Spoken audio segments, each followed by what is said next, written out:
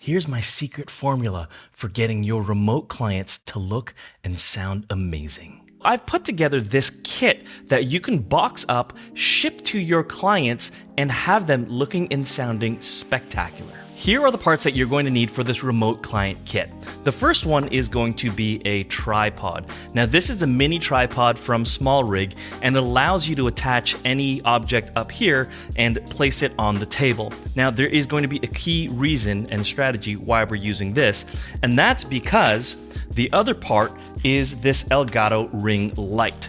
Now this is a very high quality, very color accurate light that's going to last you a long time. However, the attachment or the stand that it comes with is a desk pole mount, and not every single one of your clients has the ability to use or attach this type of clamp to their desktop, hence the reason why we have this tripod. The next component here is this 3.5mm wired lavalier microphone. Now we have many options where we can include USB microphones, shotgun microphones, but at the end of the day, I have found that this wired lavalier microphone has been compatible with literally 100% of my clients, simply because every laptop, every computer that your clients have does have a microphone port, which allows you to plug this plug in to plugging it, this plug. So aside from attaching this end into their computer system, the only thing your client has to do for their microphone is to attach the lavalier end one hang 10 below their chin.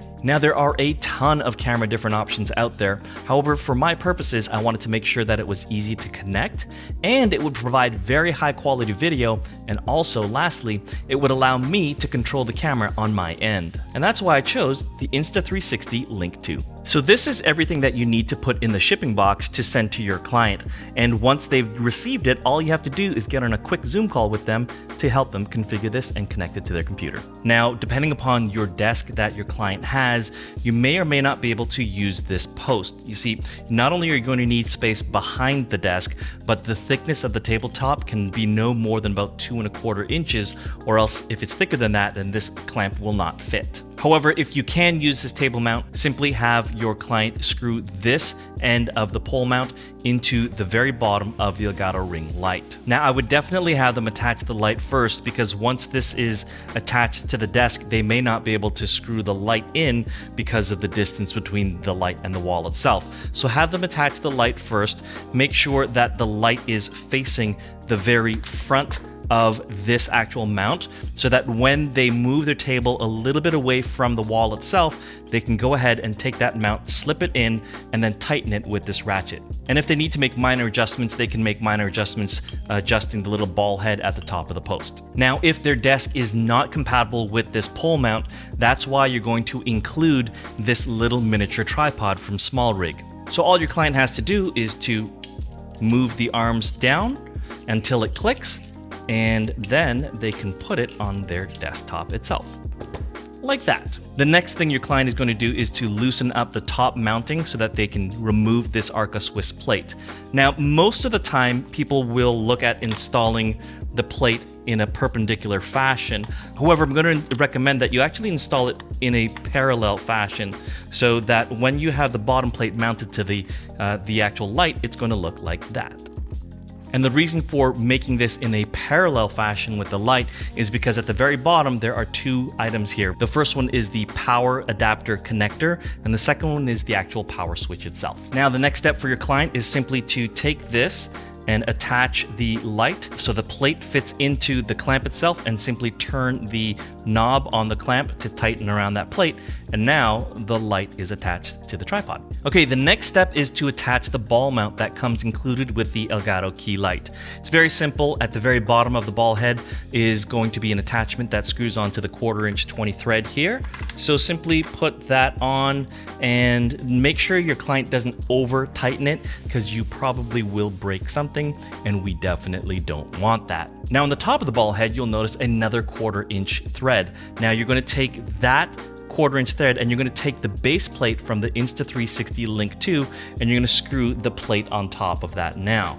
And it might not be straight, and that's completely okay, because what you're going to do is, if it is not level, then you can take the knob on the ball head and loosen that until you notice that the plate for the Insta360 Link 2 is now flat and level.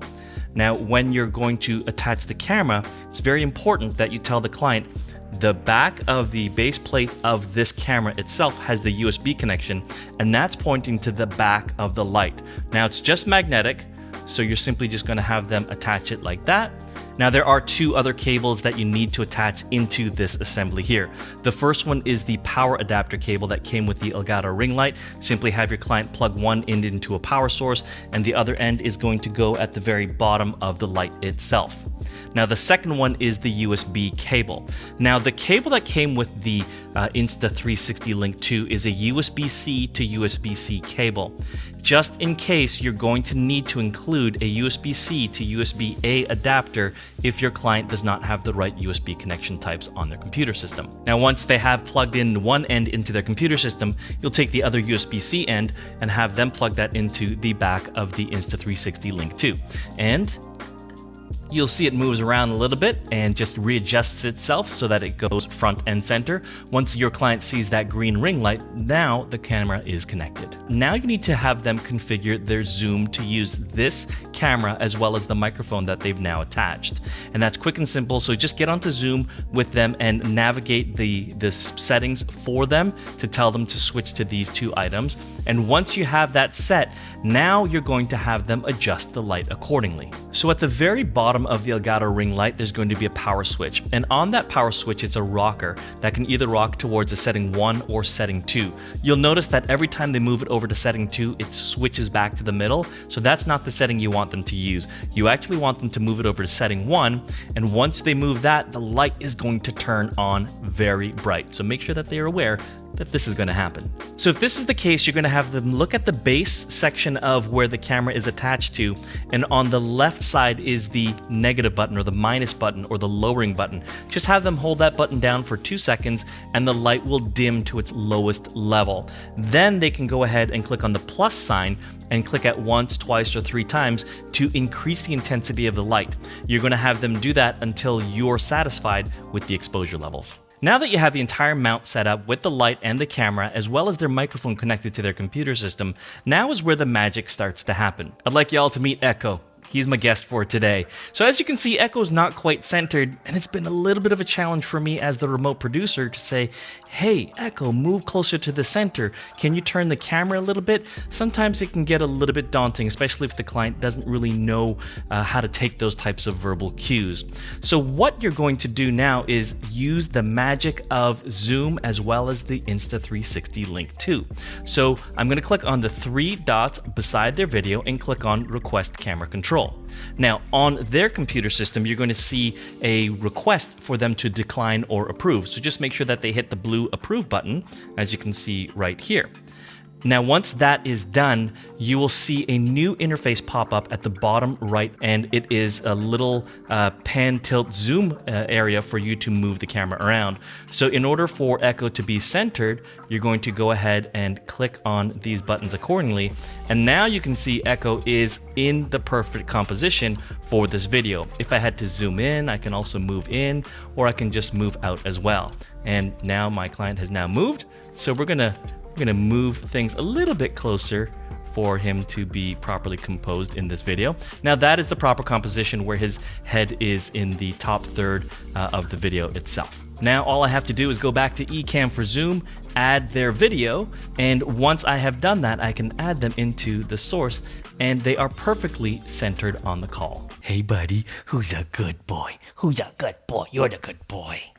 This entire kit cost me less than $400 to create, and every single time that I'm going to ship it to a client, it'll cost me around $50 or so to send it to them, including insurance, but also another $50 for me to include the return waybill for them to simply pack up the box, tape it, and then send it back to me. Speaking of the shipping box itself, the Elgato ring light comes in a box that can be shipped with all of these items included inside. However, you do have the complete option of getting a professional case for this should you be transporting it a lot. I would love to hear your feedback and comments on what you think about this remote client kit. Is it something that you feel is of value to your business? Do you think this is easy for your clients to utilize and install? And if so, go ahead and hit the thumbs up. I would love for you to subscribe to this channel as I continue to create more and more content based on what you guys are asking me. So thanks so much for watching this video. I appreciate you, and I will see you next time.